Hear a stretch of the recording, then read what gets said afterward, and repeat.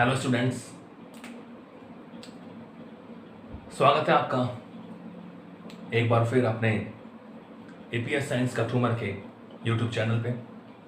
मैं robin Khandelwal.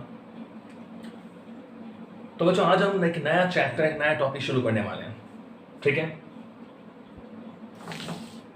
Chapter जो हम पढ़ेंगे आज बहुत बेसिक है फिजिक्स में।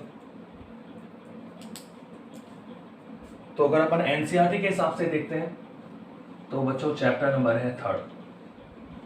ठीक है, थोड़ा बहुत आपने जो पढ़ा है लास्ट वीडियोस में, चैप्टर नंबर 2 है,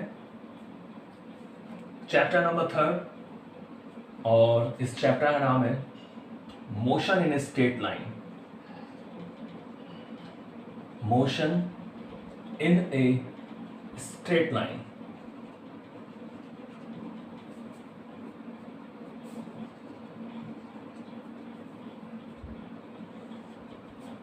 motion in a straight line यानी सरल रेखा में गति। सरल रेखा में गति।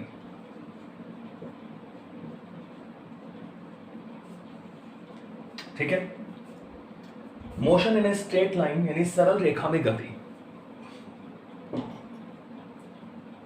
तो बच्चों, गति का मतलब क्या है? सरल रेखा तो आप जानते हो, एक सीधी रेखा, स्ट्रेट लाइन।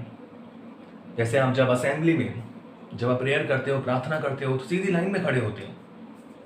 कोई रस्सी है बिल्कुल सीधी, ट्रेन की सीधी पटरी। तो सरल रेखा तो हमें समझ में आता है, इनकी गति क्या है। तो पहले हम इसको देखें कि गति क्या है। What is motion?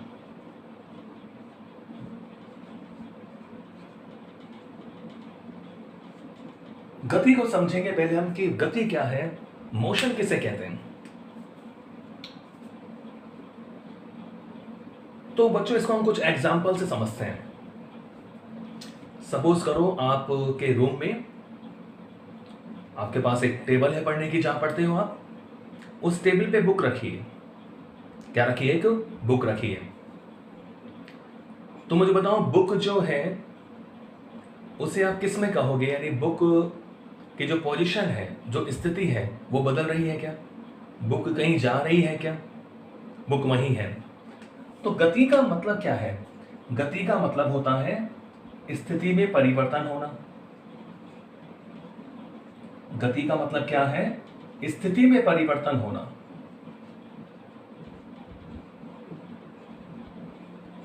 स्थिति में क्या होना? परिवर्तन होना। ये गति है कि मतलब जो चीज जहां थी कुछ समय बाद वो वहां नहीं है, दूसरी जगह है, यानी हम बोलते हैं वो क्या हो गई? वो गतिशील हो गई। तो किसी भी वस्तु की स्थिति में परिवर्तन होना क्या कहलाता है? उसकी गति में होना कहलाता है। लेकिन ये परिभाषा अधूरी है। इसको समझे आप, जो मैं आपको अभी एग्जाम्पल समझा रहा था कि आपके रूम में टेबल है, स्टडी टेबल है, और उस पर एक बुक रखी हुई है। ठीक है, अब आप कहोगे सर मुझे जो बुक है वो स्थिर अवस्था में दिखाई दे रही है। कौन सी अवस्था में? स्थिर अवस्था में। स्थिर का मतलब जो गतिमान नहीं है, जो जहां है वही है स्थिर अवस्था। ये इसको बोलते हैं बच्चों विराम अवस्था। विराम अवस्था। ठीक है, रेस्ट, रेस्ट पोजीशन। तो मैंने आपसे कहा कि भाई आपको कहीं बुक दिखाई दे रही है चलती हुई, तो आप कहोगे नहीं सर, बुक तो बिल्कुल वहीं की वहीं है, बुक अपनी जगह बनी हुई है। ठीक है, टेबल के ऊपर बुक है, बुक अपनी जगह बनी हुई है। अब आपको पता है कि जब अपोलो मिशन हुआ था सबसे पहले, तो चंद्रमा पर जाना संभव है। तो अगर मैं मान लो आपको चंद्रमा पर भेज दूं, चांद पर आपको भेज दूं, और आप चंद्रमा से उसको देखो, तो क्या अब भी आपको बुक वहीं स्थिर दिखाई हुई देगी? आपको पता है अगर आप चंद्रमा पे होंगे तो पृथ्वी आपको कैसे दिखेगी? घूमती हुई दिखाई देगी।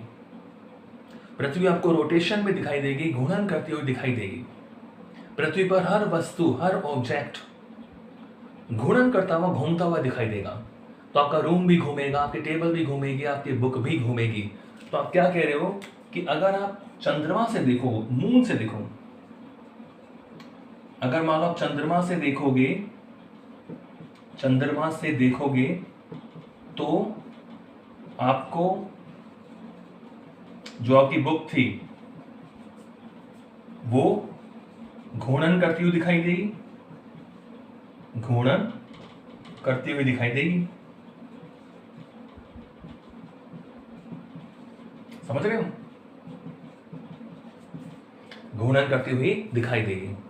तो भाई पहले तो बुक हमने सोचा कि विराम अवस्था में थी, अपनी स्थिति को बनाई हुई थी, लेकिन जब आपने उसे चंद्रमा से देखा तो आपको बुक जो है वो घूमती हुई दिखाई दे रही है। फिर क्या कहें कि बुक विराम अवस्था में है कि स्थिर अवस्था में है? हो गया ना कंफ्यूजन कि अगर हम रूम में है तो हमें तो स्थिर दिखाई दे रही है, और हम चंद्रमा पर है तो हमें वो गतिशील दिखाई दे रही है। चलो एक और एग्जांपल लेते हैं। सपोज करो ट्रेन बहुत स्पीड से चल रही है, ट्रेन, ठीक है, रेलगाड़ी लोहपतगामिनी, ट्रेन बहुत स्पीड से चल रही है और उसमें अचानक कोई व्यक्ति खड़ा था, ठीक है, और उसने क्या करा, अपनी पॉकेट में से पिस्टल निकाल ली, एक रिवॉल्वर निकाल लिया। उसने बोला डोंट मूव। जो चोर था उसने क्या बोला, डोंट मूव, यानी कोई हिलेगा नहीं, बोलता है ना ऐसे, डोंट मूव। पिस्टल निकाल के उसने क्या बोला, डोंट मूव, कोई हिलेगा नहीं। तो सब अपनी अपनी जगह स्थिर थे। अब आप क्या कहोगे उसे कि जो सारे यात्री थे, जो पैसेंजर थे, वो स्थिर है कि गतिशील है? भाई ट्रेन तो चल रही है, ट्रेन के साथ साथ वो भी चल रहे होंगे, क्योंकि वो पहले प्लेटफॉर्म पे थे, अब वो कहीं और पहुंच गए। लेकिन उसने कहा डोंट मूव, कि कोई हिलेगा नहीं, यानी सब स्टैंड रहेंगे, स्टैटिक अवस्था में रहेंगे। तो इसका मतलब ये हुआ कि रोबर के लिए, रोबर यानी चोर के लिए वो सब स्थिर है, और अगर मान लो कोई व्यक्ति बाहर खड़ा हुआ है, प्लेटफॉर्म पर खड़ा हुआ है, उसके लिए वो गतिशील है। चलो ये वाला केस तो आपने नहीं देखा होगा, रोबर वाला। नॉर्मली जब आप सपोज करो प्लेटफॉर्म पे खड़े होते हैं तो आपको जो साइड में पेड़ वगैरह हैं, घर वगैरह हैं, वो सब आपको स्थिर दिखाई देते हैं, ठीक है। ये जब आप ट्रेन से उन्हें देखते हो या बस से आप उन्हें देखते हो, किसी भी वाहन पे जब गतिशील अवस्था में जब वो चल रहा होता है, जब आप वहां से उसे देखते हो तो आपको सब गतिशील होते हुए दिखाई देते हैं। तो इन सब से हमने ये सीखा कि गति डिपेंड करती है कि आप उसका प्रेक्षण किसके सापेक्ष कर रहे हो, आप किसके थ्रू उसको देख रहे हो। अगर आपने बुक रूम के सापेक्ष देखी है, आपने कमरे के सापेक्ष देखी है, तो वो स्थिर दिखाई देगी। अगर आप अपनी बुक को चंद्रमा के सापेक्ष देख रहे हो तो वो गतिशील दिखाई देगी। अगर आप प्लेटफॉर्म के सापेक्ष देख रहे हो तो ट्रेन आपको गतिशील दिखाई दे रही है, यात्री गतिशील दिखाई देंगे।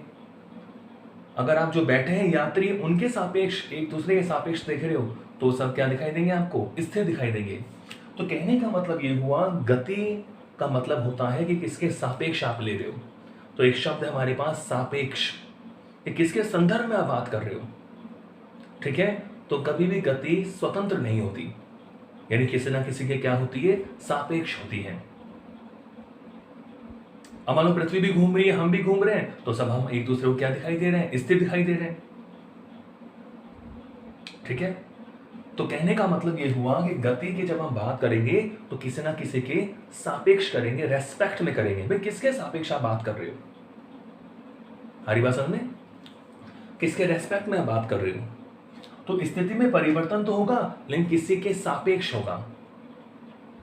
तो गति का मतलब होता है स्थिति में परिवर्तन होना, यानी किसी ना किसी के सापेक्ष। तो बच्चों उसी को हम बोल देते हैं निर्देश तंत्र, किसी निर्देश तंत्र। और ये मैं समझाऊंगा निर्देश तंत्र क्या होता है। किसी निर्देश तंत्र के सापेक्ष, किसी निर्देश तंत्र के सापेक्ष। निर्देश तंत्र का मतलब बुक के लिए आपका रूम निर्देश तंत्र था, ट्रेन एक निर्देश तंत्र हो गया, आपका स्कूल एक निर्देश तंत्र हो गया, किसी निर्देश तंत्र, कोई निकाय किसी निर्देश तंत्र के सापेक्ष वस्तु की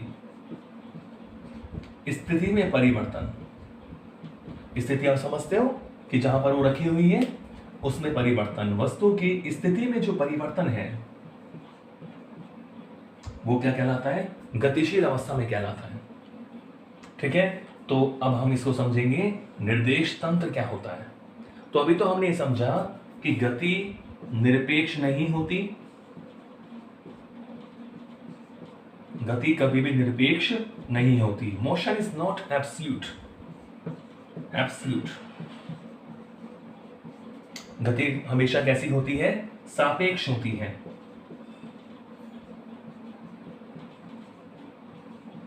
ठीक है, गति हमेशा कैसी होती है? सापेक्ष, यानी motion is always relative, motion is always relative. ठीक है, we can not define absolute motion, we can define relative motion. हम निरपेक्ष गति को नहीं समझा सकते, निरपेक्ष गति का कोई मीनिंग नहीं है, कोई अर्थ नहीं है। गति हमेशा कैसी होती है? सापेक्ष होती है, रिलेटिव होती है, किसी ना किसी के सापेक्ष होती है। तो किसी भी वस्तु की कण की गति का जो अध्ययन करते हैं वो हम निर्देश तंत्र के सापेक्ष करते हैं।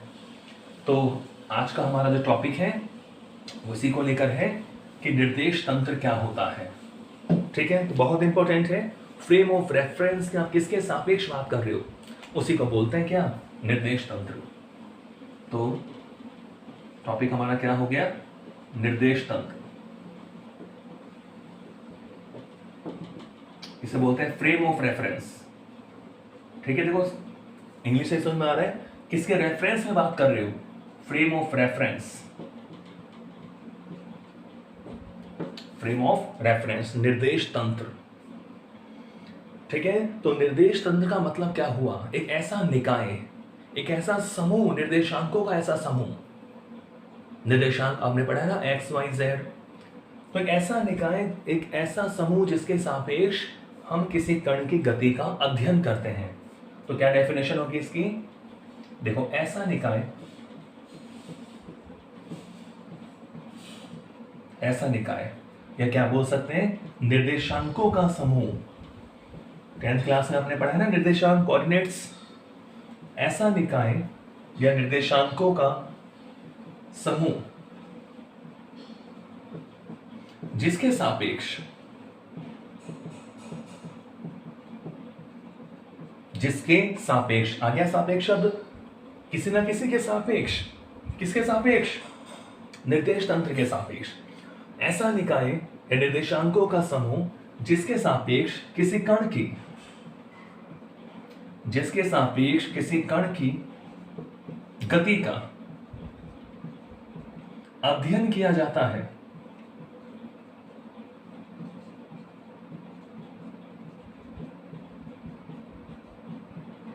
ऐसा निकाय, सिस्टम, जिसके सापेक्ष किसी कण की गति का अध्ययन किया जाता है, उसे क्या बोलते हैं बच्चों? उसे बोलते हैं निर्देश तंत्र। निर्देश तंत्र कहलाता है, फ्रेम ऑफ रेफरेंस कहलाता है। ठीक है, तो छोटी सी डेफिनेशन हो गई। तो निर्देश तंत्र का मतलब क्या हो गया? कि आप किसके सापेक्ष बात कर रहे हो? What are you talking about? किसके सापेक्ष आप बोल रहे हो? तो जिसके सापेक्ष हम किसी कण की गति का अध्ययन करें, उसकी स्थिति में परिवर्तन का अध्ययन करें, उसे क्या बोलते हैं? निर्देश तंत्र कहते हैं। ठीक है, तो देखो बच्चों, निर्देश तंत्र जो होते हैं वो 3 प्रकार के होते हैं। There are 3 types of frame of reference.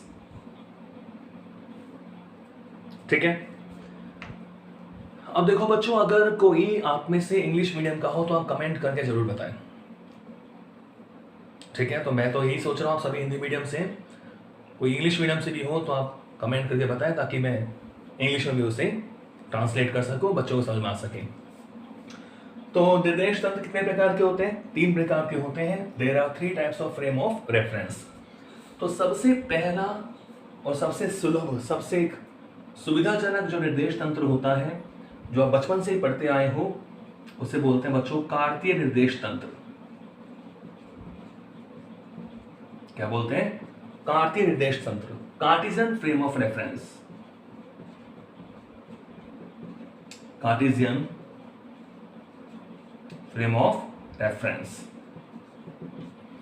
ठीक है, सबसे पहला होता है कार्तीय निर्देश तंत्र। इसका बच्चों दूसरा जो टाइप है वो है गोलीय निर्देश तंत्र। गोलीय ध्रुवीय भी बोल देते हैं इसको, गोलीय ध्रुवीय निर्देश तंत्र।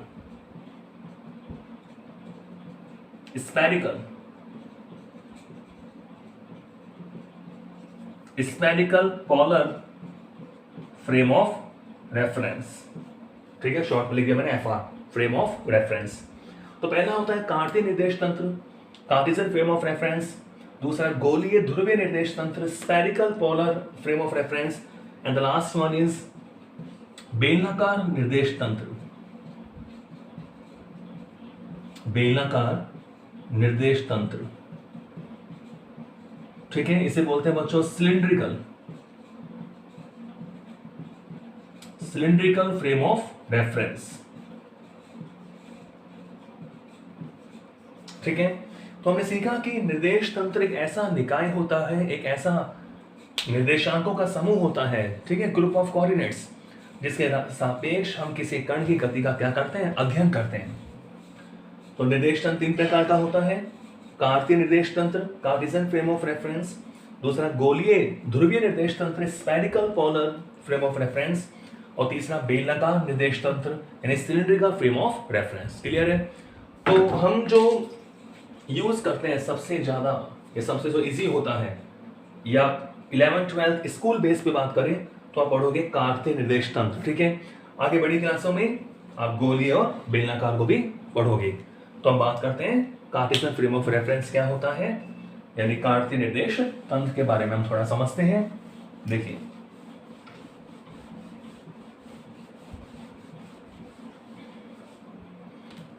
तो थोड़ा हम इसको समझ रहे हैं, सब बेसिक चल रहा है। कार्तीय निर्देश तंत्र, ठीक है, यानी कार्टेशियन फ्रेम ऑफ रेफरेंस।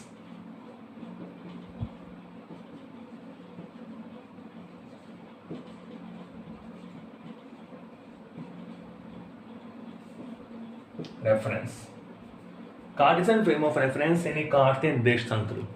तो देखो, छोटी क्लासों में आपने खूब बनाया है, एक्स वाई जेड को बनाया है आपने, उसी को हम कार्तीय बोलते हैं। तो कार्तीय निर्देश तंत्र का मतलब क्या होता है कि इसमें कितने अक्ष होते हैं बच्चों? 3 अक्ष होते हैं। कितने अक्ष होते हैं इसमें? 3 अक्ष। इसको मैंने बोल दिया एक्स अक्ष, इसको मैंने बोल दिया वाई अक्ष, इसको हमने क्या बोल दिया? जेड अक्ष। तो कार्तीय निर्देश तंत्र में हमारे पास कितने होते हैं? 3 परस्पर लंबवत अक्ष होते हैं। ठीक है, 3 mutually perpendicular axis we have in Cartesian frame of reference. कार्तीय निर्देश तंत्र में 3 लंबवत अक्ष होते हैं, एक्स अक्ष, वाई अक्ष और जेड अक्ष। ठीक है, अब ये आपकी मन के मर्जी का राज है, आप किसी को भी एक्स मान सकते हो, किसी को भी वाई मान सकते हो, किसी को भी जेड मान सकते हो। ठीक है, अब तक आपने ये पढ़ा हुआ है कि भाई ये तो एक्स हो गया, ऊपर वाला वाई हो गया, और ये इसका मतलब क्या होता है? जेड अक्ष। तो ये मत समझना सर ये तो 90 डिग्री है ही नहीं, ये 90 डिग्री है ही नहीं, क्योंकि बच्चों ये समतल है, प्लेन है, ये 2D में होता है, यहाँ हम 2 डायरेक्शन दिखा सकते हैं। अब ना तो बोर्ड के अंदर हम कुछ बना सकते हैं, ना बोर्ड के बाहर कुछ बना सकते हैं। तो जेड या तो बाहर होगा या फिर क्या होता है? अंदर होता है। तो 3 परस्पर लंबवत अक्ष होते हैं, एक्स अक्ष, वाई अक्ष और जेड अक्ष। लिखते कैसे?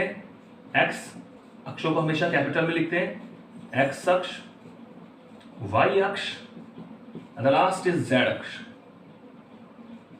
एक्स अक्ष, वाई अक्ष और जेड अक्ष। अब ये तीनों अक्षों का जो इंटरसेक्शन पॉइंट है, जो कटांग बिंदु है, जो प्रतिच्छेदी बिंदु है, इसको बोलते हैं निर्देश बिंदु, या क्या बोलते हैं इसको? मूल बिंदु। तो इसके सापेक्ष बात होती है। ठीक है, तो तीनों अक्षों का जो प्रतिच्छेदी बिंदु है, इंटरसेक्शन पॉइंट ऑफ 3 एक्सेस, तीनों अक्षों का जो प्रतिच्छेदी बिंदु है उसे क्या कहते हैं? मूल बिंदु, ओरिजिन। तीनों अक्षों का जो प्रतिच्छेदी बिंदु होगा, प्रतिच्छेदी बिंदु क्या कहलाता है? मूल बिंदु, या निर्देश बिंदु भी बोल सकते हैं इसको, निर्देश बिंदु। ये बच्चों संदर्भ बिंदु भी बोल देते हैं, रेफरेंस पॉइंट कहते हैं। समझ गए? तो ओ हमारा क्या होता है? ओ फॉर ओरिजिन, इसलिए इसको हम ओ से लिखते हैं। तो तीनों अक्षों का जो मूल बिंदु, तीनों अक्षों का जो प्रतिच्छेदी बिंदु है वो क्या कहलाता है? मूल बिंदु कहलाता है। तो इसे हम निर्देश बिंदु भी बोल देते हैं। ठीक है, निर्देश बिंदु, कोऑर्डिनेट पॉइंट।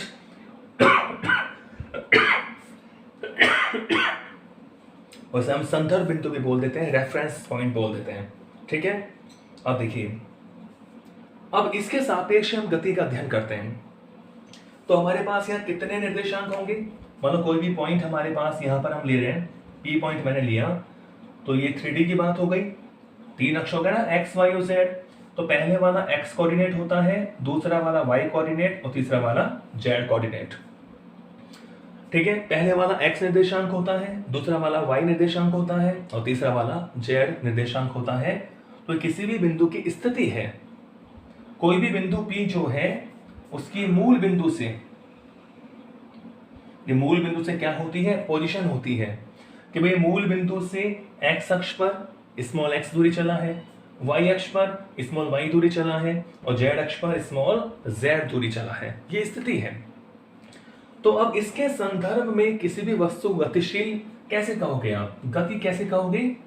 कि इनमें से किसी भी एक में, दो में, तीन में, कम से कम एक में। तो इनमें से अगर किसी एक में परिवर्तन हो जाए, किसी एक निर्देशांक में x में, y में, z में परिवर्तन हो जाए, तो हम कहेंगे कि वस्तु कैसी है? गतिशील है। तो क्या लिख सकते हैं अपन? देखो, यदि किसी कण के किसी भी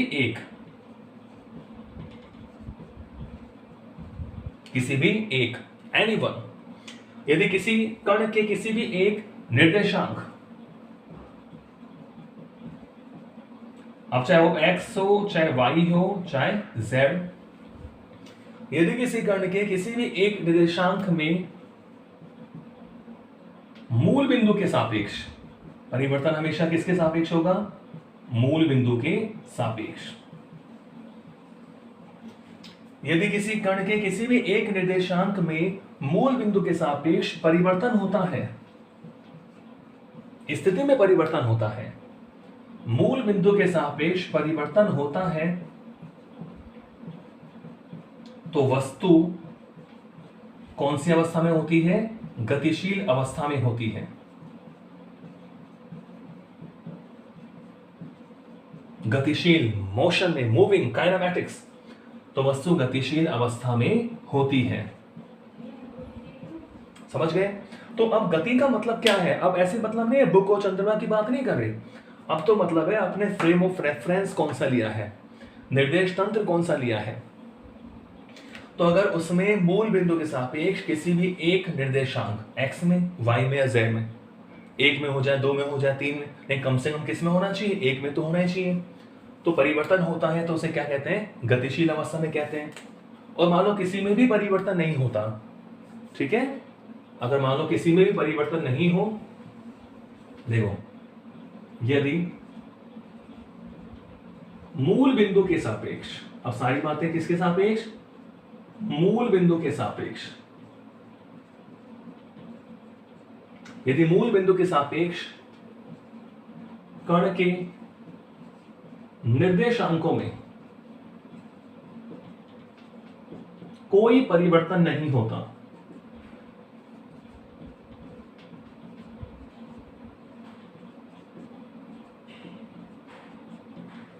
यदि मूल बिंदु के सापेक्ष कण के निर्देशांकों में कोई परिवर्तन नहीं होता, तो वस्तु कौन सी अवस्था में कहलाती है? स्थिर अवस्था में कहलाती है।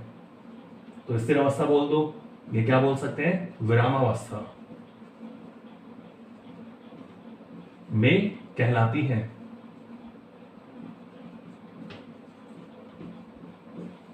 समझ गए? तो अब कंसेप्ट ये हुआ कि निर्देशांकों में परिवर्तन होना चाहिए। परिवर्तन हो रहा है तो वस्तु कैसी अवस्था में होगी? गतिशील अवस्था में होगी। और अगर कोई परिवर्तन नहीं हो रहा तो वस्तु क्या होगी, स्थिर अवस्था में होगी। ठीक है बच्चों, अब देखिए, अब यहाँ हम टाइम की बात भी करेंगे। ठीक है, कि भाई परिवर्तन होगा, भाई कितने समय में परिवर्तन हुआ, तो उसके लिए टाइम के लिए हमें क्या चाहिए, क्लॉक चाहिए, घड़ी चाहिए। तो घड़ी को हमेशा कहाँ रखते हैं, मूल बिंदु पे रखते हैं। ठीक है, समय नापने वाला जो यंत्र यानी घड़ी, क्लॉक, उसे हमेशा कहाँ रखते हैं, मूल बिंदु पे रखते हैं क्लॉक को। ठीक है, तो वही तो आपको बताएगी टाइम कि भाई कितने समय में परिवर्तन हुआ। ठीक है, समय यानी सेकंड, मिनट और हावर्स की हम बात कर रहे हैं, तो घड़ी को हमेशा कहाँ रखेंगे, मूल बिंदु पे रखेंगे। चलो, तो अब इसमें आ जाओ, सरल रेखा में गति। अब वस्तु मान लो सरल रेखा में गति करे, तो अब मुझे बताओ कितने निर्देशांकों में परिवर्तन होगा। यानी आप किसको कहोगे कि सरल रेखा में गति हो रही है, बताओ।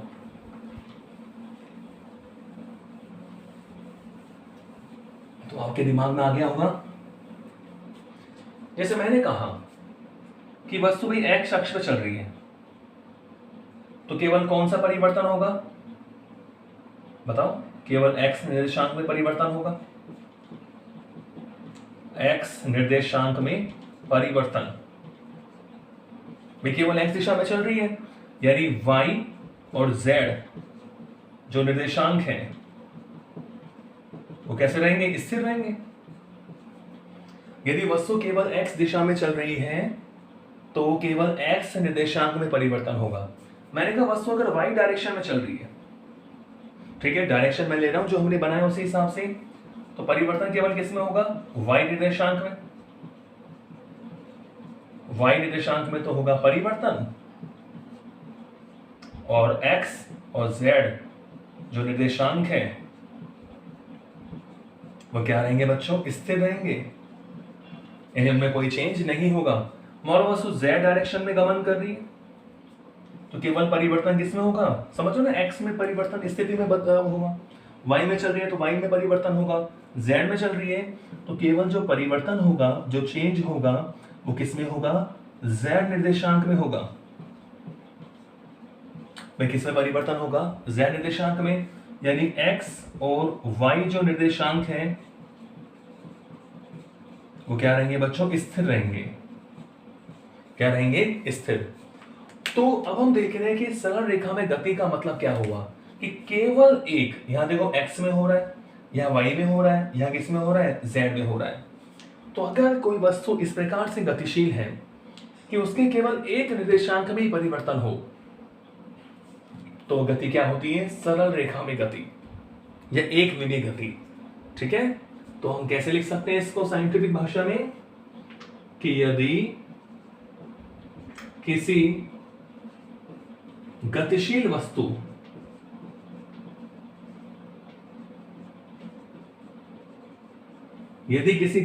वस्तु के केवल एक निर्देशांक में, यदि किसी गतिशील वस्तु के केवल एक निर्देशांक में परिवर्तन होता है,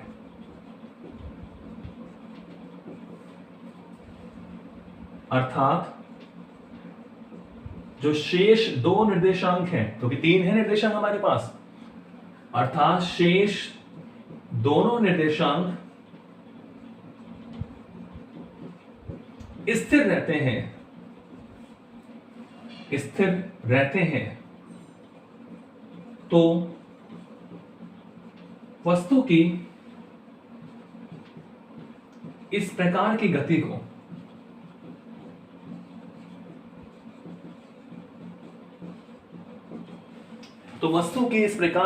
को सरल रेखा में गति,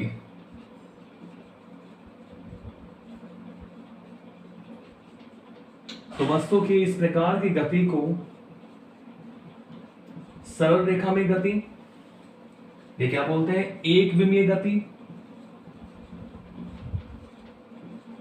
एक विमीय गति कहते हैं। ठीक है, तो ये हमारी डेफिनेशन हो गई सरल रेखा में गति या 1D मोशन। तो सरल रेखा में गति को हम और क्या बोल सकते हैं, एक विमीय, 1 डायमेंशनल। एक विमीय गति, समझ गए? तो कहने का मतलब ये हुआ कि अगर कोई वस्तु गतिशील है और उसे केवल एक कोऑर्डिनेट, एक निर्देशांक में परिवर्तन हो रहा है, बाकी जो दोनों है वो रिमेन्स कांस्टेंट, दोनों निर्देशांक स्थिर होते हैं, तो इसे हम क्या बोलते हैं? एक विमीय गति। ठीक है? ऐसे ही द्विविमीय में दो निर्देशांकों में परिवर्तन होगा, त्रिविमीय में तीन निर्देशांकों में परिवर्तन होगा। तो आप देख सकते हैं जैसे एक रस्सी पर चींटी की गति, सीधी पटरी पर ट्रेन की गति, किसी वस्तु को ऊपर फेंका उसकी गति, कोई वस्तु नीचे आ रही है सीधी रेखा में तो उसकी गति, ऊर्ध्वाधर ऊपर या ऊर्ध्वाधर नीचे जो गति है, ये सब गति कैसी होती है? सरल रेखा में गति, केवल सीधी रोड पे गति, कोई मोड़ नहीं, कोई तोड़ नहीं, सरल रेखा में गति। ठीक है? तो ये बात आप समझ गए हैं?